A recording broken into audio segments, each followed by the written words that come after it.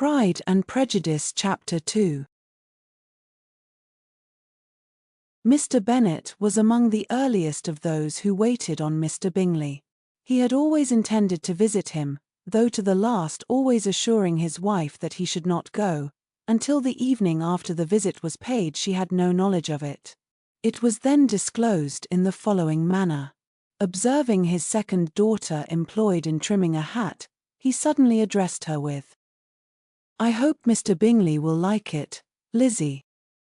"We are not in a way to know what Mr. Bingley likes," said her mother resentfully, "since we are not to visit." "But you forget, mamma," said Elizabeth, "that we shall meet him at the assemblies, and that Mrs. Long promised to introduce him." "I do not believe Mrs. Long will do any such thing. She has 2 nieces of her own. She is a selfish, hypocritical woman, and I have no opinion of her." "No more have I," said Mr. Bennet, "and I am glad to find that you do not depend on her serving you." Mrs. Bennet deigned not to make any reply, but, unable to contain herself, began scolding one of her daughters. "Don't keep coughing so, Kitty, for heaven's sake. Have a little compassion on my nerves. You tear them to pieces."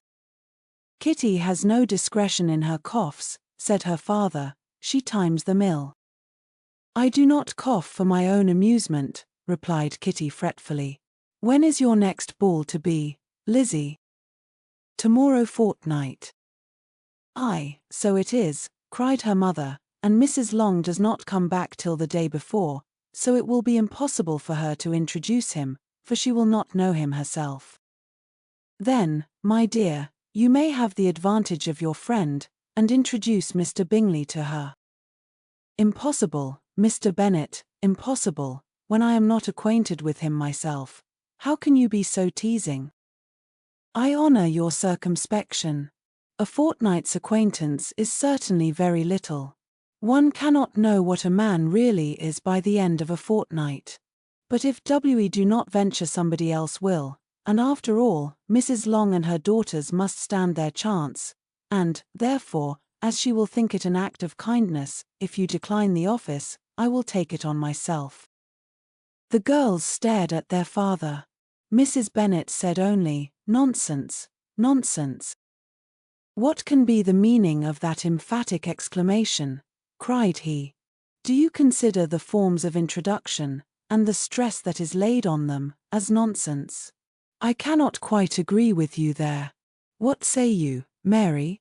For you are a young lady of deep reflection, I know, and read great books and make extracts." Mary wished to say something sensible, but knew not how. While Mary is adjusting her ideas, he continued, "Let us return to Mr. Bingley." "I am sick of Mr. Bingley," cried his wife. "I am sorry to hear that, but why did not you tell me that before? If I had known as much this morning I certainly would not have called on him. It is very unlucky, but as I have actually paid the visit, we cannot escape the acquaintance now."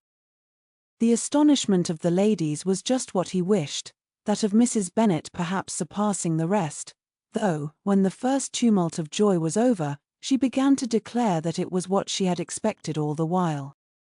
"How good it was in you, my dear Mr. Bennet! But I knew I should persuade you at last.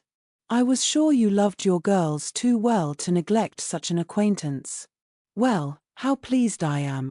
And it is such a good joke, too, that you should have gone this morning and never said a word about it till now."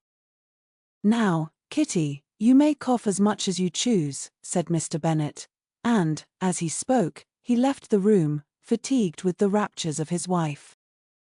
"What an excellent father you have, girls," said she, when the door was shut. "I do not know how you will ever make him amends for his kindness, or me, either, for that matter. At our time of life it is not so pleasant, I can tell you, to be making new acquaintances every day, but for your sakes, we would do anything.